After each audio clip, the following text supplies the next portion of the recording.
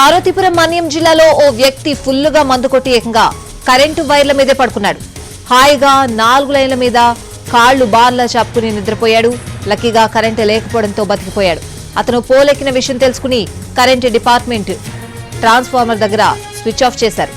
అసలు విషయం ఏంటంటే మనోడు తాగింది సరిపోక తన తల్లిని డబ్బులు అడిగాడు.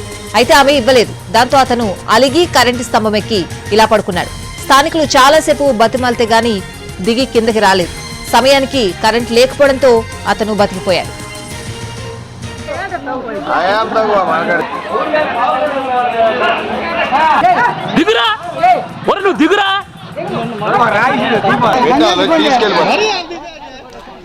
పార్వతీపురం మన్యం జిల్లాలో ఓ వ్యక్తి ఫుల్లుగా మందు కొట్టి ఏకంగా కరెంటు వైర్ల మీదే పడుకున్నాడు. హాయిగా 4 లైన్ల మీద కాళ్లు బార్లా చాపుకుని నిద్రపోయాడు.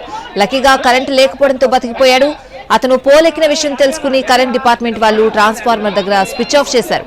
అసలు విషయం ఏంటంటే మనోడు తాగింది సరిపోక తన తల్లిని డబ్బులు అడిగాడు. అయితే ఆమె ఇవ్వలేదు.